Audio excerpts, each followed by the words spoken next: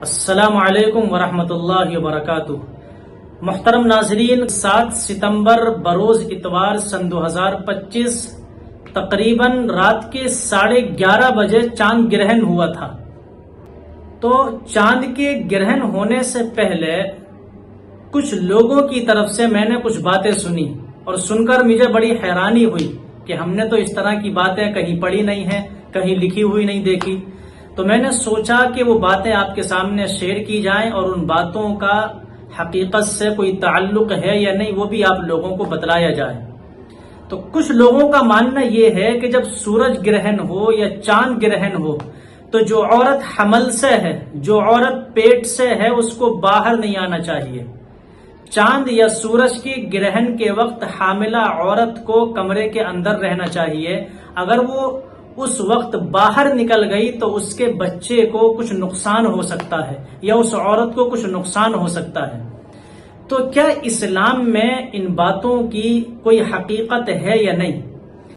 تو اس سلسلے میں جواباً عرض یہ ہے کہ چاند یا سورج کے گرہن کے وقت اسلام کا اور شریعت کا حکم یہ ہے کہ مرد اور عورت تمام لوگ 2 رکعت نماز پڑھیں اور نماز کے بعد دعا، توبہ، استغفار اور ذکر و اذکار میں مشغول رہیں، اور اس وقت تک دعا، استغفار، توبہ اور ذکر و اذکار میں مشغول رہیں جب تک یہ گرہن ختم نہیں ہو جاتا ہے، جب تک چاند یا سورج اپنی پہلی والی حالت پر واپس نہیں آ جاتے ہیں۔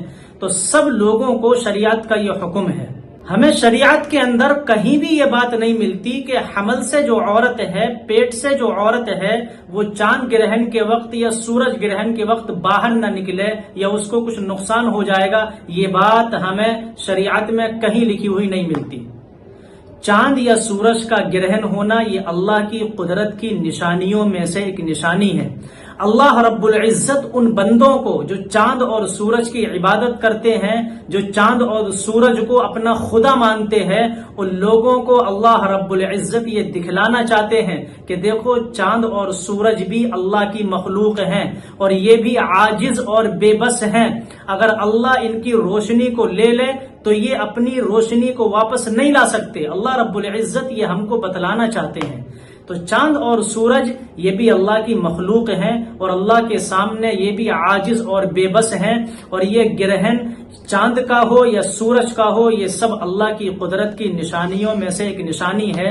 تو شریعت کی طرف سے اس موقع پر جو ہمیں حکم ملتا ہے وہ یہی ملتا ہے کہ تمام لوگ 2 رکعت نماز ادا کریں اور اس کے بعد اپنی دعا، توبہ، استغفار اور ذکر و اذکار میں لگ جائیں جب تک یہ گرہن ختم نہ ہو۔